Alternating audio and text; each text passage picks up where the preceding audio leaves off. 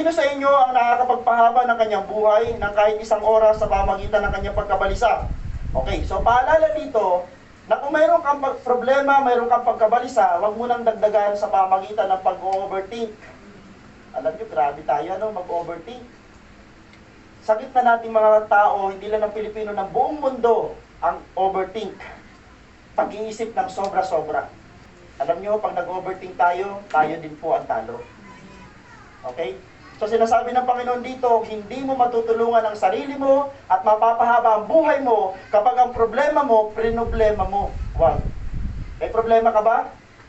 Huwag mong problemahin. Paano natulungan yung problema, prinoblema pa? Diba? Lalo pa dumoble. Ang isipin mo kung may problema ka, una mag-pray ka kay Lord, Lord, paano ko ito lulusutan? Kapatid, huwag mong problemahin. Ilaban mo sa panalangin. Amen po ba? Ilaban mo sa panalangin. Kaya may mga tayong kapag tayo ay walang-wala na hong maiisip na paraan sa ating mga problema, ask God for wisdom. Lord, hindi ko na alam ang lulusutan ko, hindi ko alam kung paano masosolve ang problema ko kung hindi mo na alam. Alam yan ng Diyos. Punta tayo sa Panginoon.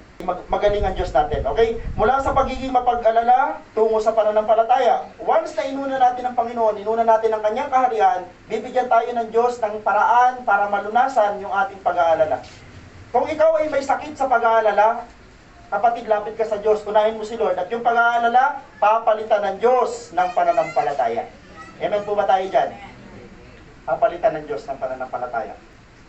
Diba, lagi may problema, hindi nawawala ang problema, pero kung hihingi ka ng hihingi sa Diyos ng wisdom, yung problema lagi may solusyon sa Diyos.